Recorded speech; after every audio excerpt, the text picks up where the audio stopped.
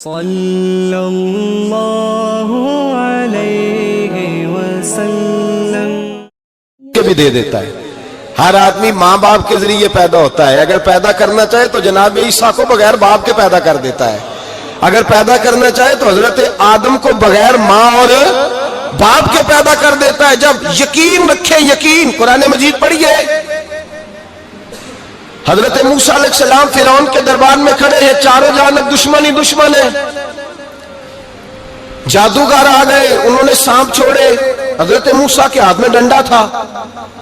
حضرت موسیٰ کہتے ہیں یا اللہ کیا کروں؟ تو اللہ تعالیٰ نے فرمایا اپنا عصا پھینک دو۔ کہنا چاہیے تھا نا کہ یا اللہ ایک ہی تو شے ہے، اتنے سانپ ہے، بچانے کے لیے ڈنڈا ہے، وہ پھینک دوں؟ ڈنڈا پھینکا جاتا ہے، سانپ کو دیکھ کر کے قابو کیا جاتا ہے۔ یہ میرا اور آپ کا ذوق ہے نا، لیکن انبیاء کرام کا انداز ملاحظہ کیجئے میرے عزیزو۔ اللہ فرماتے ہیں ڈنڈا، اے موسیٰ ڈال دے اپنا عصا۔ پہلے نہیں فرمایا کہ سانپ بن جائے گا، فرمایا بس تو ڈال دے۔ میں اور آپ ہوتے ہیں تو سام سامنے ہے، ڈنڈا ہاتھ میں ہے، ہم کہیں گے عجیب بات ہے، یہی تو دفاع کی چیز ہے، اسی کو ڈال دوں تو بچوں گا کیسے؟ کہا ڈال دو، تو حضرت موسیٰ نے ڈال دیا، کہا میرے رب کا حکم ہے تو میرے لیے بہتر ہی ہوگا۔ اللہ فرماتے ہیں جب موسیٰ نے ڈالا تو میں نے اس ڈنڈے کو، اس عصا کو اژدہا بنا دیا۔ اب کبھی عصا بھی اژدہا بنے، کبھی چھڑی بھی بہت بڑا اژدہا بنی ہے، لیکن قرآن کہتا ہے جناب موسیٰ نے ڈالا تو اللہ نے اژدہا، بلکہ اس سے پیچھے چلیے، عورتیں کمزور یقین کی ہوتی ہیں نا۔ جناب موسیٰ پیدا ہوئے تو اللہ فرماتے ہیں میں نے موسیٰ کی ماں کے دل میں بات ڈالی، ماں کے دل میں، صندوق میں ڈال کے تو اس کو دریا میں بہا دے۔ اور بھائی صندوق میں کہہ سکتے ہیں نا آکسیجن کیسے جائے گی، اور دریا میں بچے بچنے کے لیے ڈالے جاتے ہیں کہ ڈوبنے کے لیے ڈالے جاتے ہیں؟ ماں کے دل میں یقین کمزور نہیں تھا اماں کا۔ انبیاء کے ماں باپ موحد ہوتے ہیں، دین کو ماننے والے، ماں کے دل میں اللہ نے بات، اللہ قرآن میں کہتے میں نے وحی کی، میں نے القاء کیا، میں نے بات ڈالی۔ حضرت موسیٰ کی ماں کہتی ہے میں نے ڈال کے نا سمندر میں بیٹا، میں نے سمندر میں بیٹا ڈال کے صندوق میں بند کر کے رب کے حوالے کیا۔ آپ فرماتے ہیں میرے مالک کا بھروسہ کیا تو پھر میرے مالک کا کام دیکھو، کمال دیکھو، میں نے دریا میں ڈالا، اللہ نے فرعون کے گھر میں میرے بیٹے کی پرورش کرا دی۔ یہ یقین کہ حضرت موسیٰ کے پاس قوم آئی، قرآن پڑھیے، کہ جناب پانی چاہیے، وَإِذِ اسْتَسْقَىٰ مُوسَىٰ لِقَوْمِهِ، موسیٰ نے اپنی قوم کے لیے پانی مانگا، ہم نے کہا فَانْفَجَرَتْ مِنْهُ اثْنَتَا عَشَرَةَ عَيْنًا، اپنا ڈنڈا پتھر پہ مارو۔ عقل والا آدمی ہوتا تو اڑ جاتا، کہتا یا اللہ پتھروں سے بھی کبھی پانی نکلا ہے؟ اضرب بعصاک الحجر، مارو پتھر پہ ڈنڈا۔ اللہ کے نبی نے منٹ نہیں لگایا، ٹھا کر کے ڈنڈا لگایا، فَانْفَجَرَتْ مِنْهُ اثْنَتَا عَشَرَةَ عَيْنًا۔ اللہ فرماتے ہیں جناب موسیٰ نے ایک عصا مارا، میں نے 12 چشمے جاری کر دیے۔ تو لے تو اللہ کرتا ہے، اللہ کہتا ہے پڑھ نماز روزی دوں گا، کہتا ہے سوچتا ہوں۔ اللہ فرماتا ہے آجا مسجد میں تیرا ہو جاؤں گا، کہتا ہے دیکھتا ہوں۔ رب فرماتا ہے تو میرے محبوب کی غلامی کر، میں تجھے محبوب بنا لوں گا۔ تو کہتا ہے تھوڑا بڑا ہو کے داڑھی رکھنی ہے، ابھی سیانہ ہو کے میں ذرا سرٹیفکیٹ لے لوں اسرائیل سے کہ کتنے سالوں کے بعد آئیں گے، پھر شروع کروں گا۔ پروگرام بنا رہا ہے، ابھی تو ارادے میں ہے۔ اللہ کے پیغمبر کا ڈنڈا، اور اس سے زیادہ آگے بات ہو گئی، پیچھے فوج لگی ہوئی ہے فرعون کی، مجمع ہے، ہزاروں لاکھوں کا لشکر لے کے، تلواریں، نیزے، فرعون پیچھے، آگے دریا آ گیا۔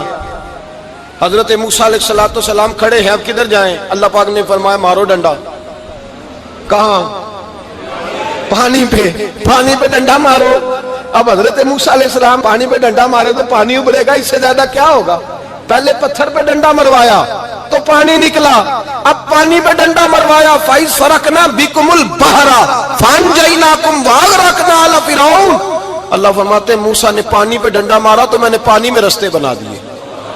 ایک جگہ ڈنڈا مارا تو پانی نکل آیا، دوسری جگہ عصا مارا تو پانی خشک ہو گیا، 12 چشمے بن گئے، 12 رستے بن گئے دریا میں سے۔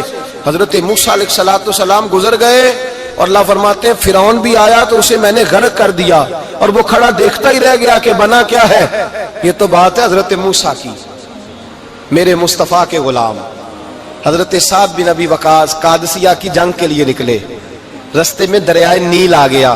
حضرت سیدنا سعد بن ابی وقاص اب کہاں سفر طے کر کے آئے، کہتے ہیں پتہ ہی نہیں تھا کہ دریا آ جائے گا۔ اب دور دور تک پل کوئی نہیں.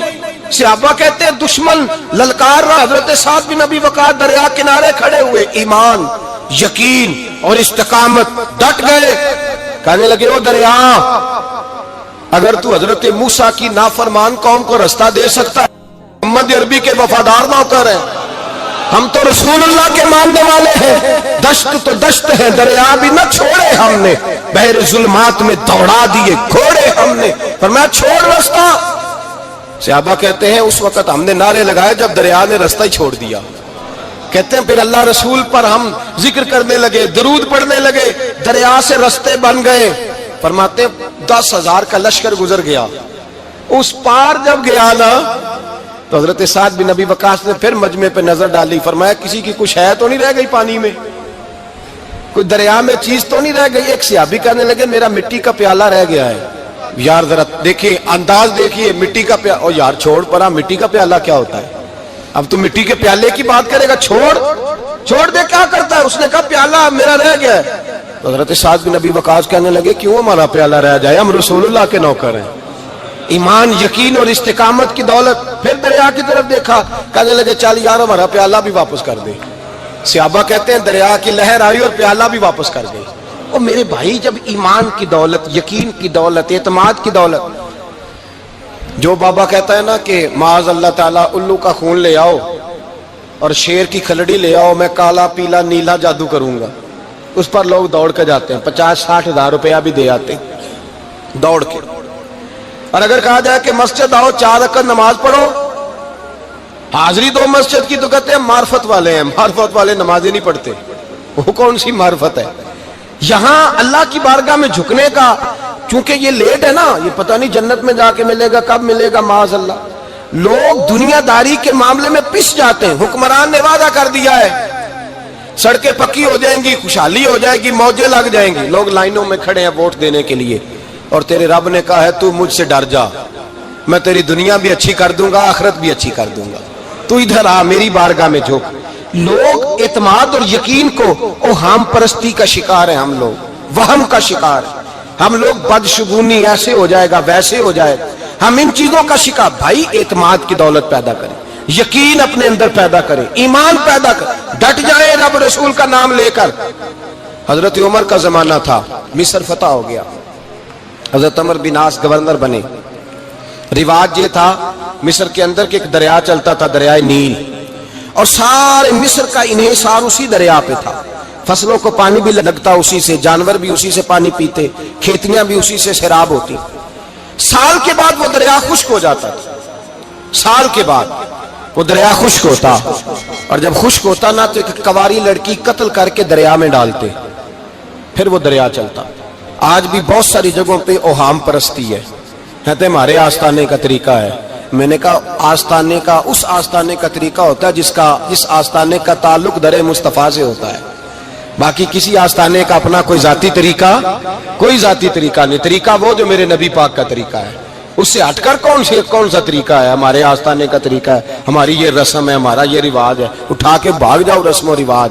ہمارے رسم و رواج رسول اللہ کی سنت کے پابند ہے. سارے بولیے صلی اللہ ہو, پھر ایک دفعہ پڑھیے درود شریف صلی اللہ ہو, 3 دفعہ کر لیں تاکہ طاقت ہو جائے. صلی اللہ ہو, نبی پاک صلی اللہ علیہ وسلم کا طریقہ اصل طریقہ ہے.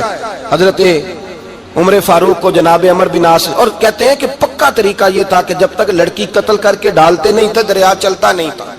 حضرت عمر کو خط لکھا, کہا حضور یہ معاملہ ہے, اور لوگ مجھے یہی کہتے ہیں. میں نے لوگوں کو سمجھایا ہے کہ اسلام ظلم کا حکم نہیں دیتا, ظلم کی اجازت نہیں دیتا, کیسے لڑکی قتل کی جائے.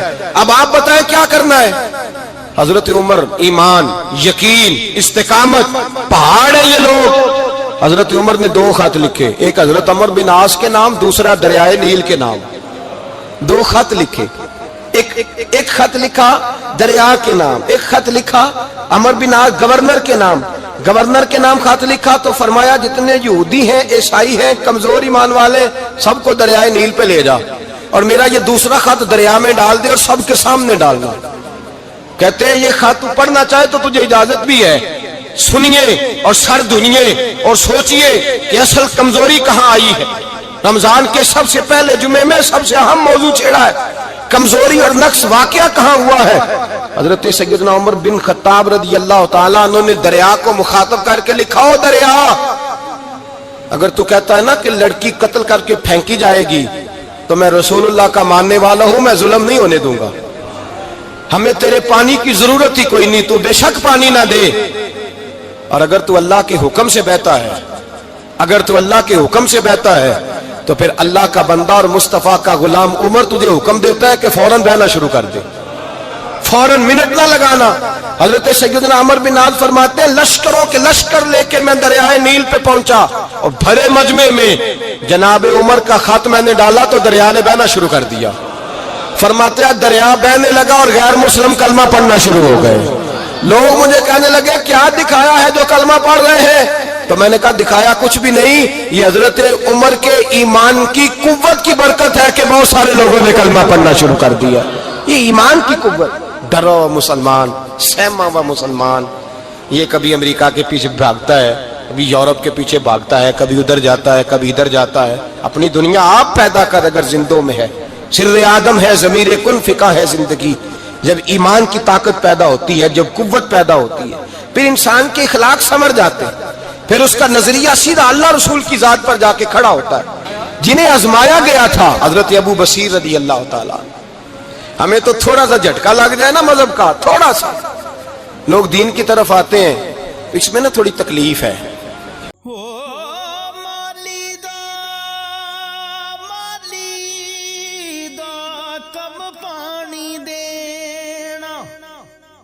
پر مشکاں پاوے ہو مالک دا کم پھل پھل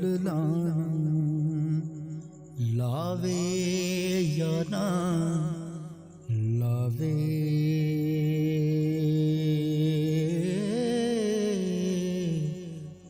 صحیح بخاری کی حدیث، اس میں تکلیف ہے، سچ کہہ رہا ہوں، صحیح بخاری کی حدیث ہے۔ ایک صحابی نے کہا تھا حضور میں آپ سے پیار کرتا ہوں، نبی پاک نے فرمایا اچھی طرح سوچ لے، سونے نہیں پیار ہے، فرمایا چل پھر سوچ لے، حضور بڑا پیار، میں سوچ لے، کہا محبوبہ بڑا پیار ہے، نبی پاک نے فرمایا پھر تیاری کر لے، جس طرح گہری جگہ پہ پانی تیزی سے آتا ہے تیری طرف مشکلات بھی تیزی سے آئیں گی، تیزی سے۔ یہ شہادت گاہ الفت میں قدم رکھنا، لوگ آسان سمجھتے ہیں مسلمان ہونا، ذرا اچھی طرح سوچ لے، جو مجھ سے محبت کا دعویٰ کرے گا اسے تکلیف ہے، بولو اسے تکلیف ہے، یہ پکی بات۔ جو محبت میں مخلص ہو وہ دیکھ لے میں آزمائش میں کتنا ہوں۔ تو اگر کوئی کہتا ہے نہیں مذہب میں جائیں گے تو موجیں لگ جائیں گی، تو یہ بات درست نہیں ہے، یہ تو بڑا مشکل کام ہے، یہ تو اس سے پوچھو نا جو اس منصب پہ ہے، ایک کٹھن مرحلہ، کٹھن، یہ شہادت کا ہے الفت میں قدم رکھنا۔ لوگ آسان سمجھتے ہیں مسلمان ہونا، روتا ہے فلک برسوں، پھر جا کے یہ حالات درست ہوتے ہیں۔ تو بھائی یاد رکھیں اور سمجھیں، حضرت ابو بصیر رضی اللہ تعالیٰ عنہ، نبی پاک صلی اللہ علیہ وسلم نے طے کر لیا کفار کے ساتھ، حدیبیہ کی جنگ ہوئی تو فرمایا اگر کوئی مسلمان مکے چلا جائے گا تو کافر کہنے لگے ہم واپس نہیں کریں گے، اور اگر کوئی کلمہ پڑھنے والا ستایا ہوا مسلمان مدینے آئے گا تو مسلمانوں کو واپس کرنا پڑے گا مسلمان اپنا بندہ نہیں رکھ سکتے، اور مسلمانوں کا کوئی شخص غلطی سے بھی مکے چلا گیا تو مکے والے واپس نہیں کریں گے۔ حضرت ابو بصیر رضی اللہ تعالیٰ عنہ صحابی تھے، باپ نے، بھائی نے، محلے والوں نے قید کیا ہوا تھا کلمہ پڑھنے کی وجہ سے، پیروں میں زنجیریں تھیں، بیڑیاں تھیں، کسی طریقے سے جیل توڑ کے دوڑے مدینے پہنچے۔ کہتے ہیں رستے میں کسی آدمی کے ساتھ گھوڑے پہ کچھ دیر بیٹھا پھر پیدل چلا، صحابہ کہتے ہیں اتنا دردناک منظر بڑا کم ہم نے دیکھا، ابو بصیر جس گلی سے گزرتے وہاں خون پھیل جاتا، ان کی ٹانگیں خون سے کٹتی، وہ زنجیریں بندھی ہوئی، در رسول پہ حضور میں بھاگ کے آیا ہوں۔ کہتے ابھی نبی پاک صلی اللہ علیہ وسلم ان کی بات سن ہی رہے تھے کہ پیچھے سے قریش کے 2 سپاہی بھی آ گئے، کہنے لگے یہ بھاگ کے آیا ہے اور آپ کا وعدہ تھا کہ آپ واپس کریں گے۔ چشم زدن میں ذرا سوچنا، چشم زدن میں تھوڑی دیر کے لیے غور کرنا کہ ہمیں ہمارا استاد، ہمارا پیر دھتکار دے کہ جا دوڑ جا، تو کہتے ہیں بسم اللہ جناب یہ جا رہے ہیں۔ ایمان کی پختگی دیکھیں، اس نے تو ہمیں نکال ہی دیا جی، وہ کیسا بندہ ہے، یہاں تو کسی کے ہاں کوئی فاتحہ پڑھنے نہ جائے تو لوگ بگڑ جاتے ہیں، کہتے ہیں اس نے سلام نہیں لی، فاتحہ نہیں پڑھی، بس ختم، اس کو احساس ہی نہیں۔ حضرت سیدنا ابو بصیر سامنے کھڑے، سامنے دو سپاہی آ گئے، ذرا دیکھیے ایمان کی پختگی، ایمان، یقین اور استقامت۔ امام بہقی نے دلائل کے اندر لکھا ہے، فرماتے ہیں نبی کریم صلی اللہ علیہ وسلم نے ان کی طرف دیکھا تو حضور کی مقدس آنکھیں آنسوؤں سے بھر گئیں۔ حضور نے فرمایا ابو بصیر تیری تکلیف مجھے نظر آ رہی ہے، پر میں نے وعدہ کیا ہوا ہے، میں نے وعدہ۔ بھائی یہاں ڈٹ کے رہنا بڑا مشکل ہے، یہاں قائم رہنا بڑا کٹھن مرحلہ ہے۔ یہاں آزمائش کے موقع پر دین پر انہوں نے تو رکھا ہی نہیں، لوگ تانے دیتے ہیں، باتیں کرتے ہیں، رکھا ہی نہیں، تو پھر ان کا بنتا ہے۔ حضور نے فرمایا تجھے جانا پڑے گا۔ صحابہ کہتے ہیں پورے مدینے میں ایسے تھا جیسے سوگ کا سما ہو۔ جب وہ دو سپاہی حضرت ابو بصیر کو پکڑ کے لے جا رہے تھے تو وہ پلٹ پلٹ کے پیچھے دیکھتے تھے، پلٹ پلٹ، پیروں میں خون ہے، آنکھیں آنسوؤں سے بھری ہوئی۔ فرماتے ہیں جب وہ پلٹ رہے تھے تو مدینے کی گلیاں بھی رو رہی تھی۔ میرے نبی پاک جب وہ آنکھوں سے اوجھل ہو گئے تو حضور بیٹھ گئے زمین پہ، نبی پاک نے رونا شروع کر دیا۔ فرمایا اللہ تو نے اس شخص کی مدد فرمانی ہے، اس پر کرم کرنا ہے، اللہ اس کا خیال فرمانا، اس کے لیے دعا کی۔ حضور روئے۔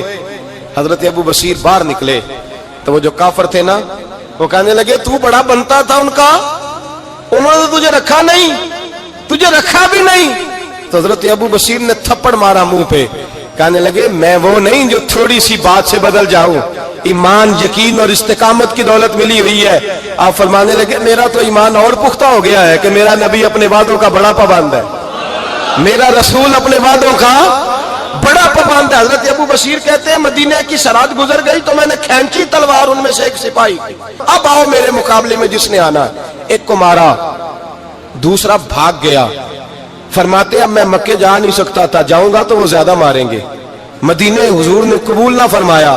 فرماتے ایک جنگل میں جا کے العیس نام کی ایک بستی تھی، وہاں ڈیرا لگا لیا، دریا کے کنارے، پانی پی لیتا، پتے کھا لیتا، تن تندور ہڈاں دا بالن تے اسی ہاواں نال تپایا، کپ کپ مکیاں پیڑے کیتے تے اتوں صبر پلیتھن لایا، تن دی ہانڈی تے من دا سالن اتے لون صبر دا پایا۔ غلام فریدا وے میں ساری تیری، غلام فریدا وے میں ساری تیری، تینوں اجے یقین نہیں آیا۔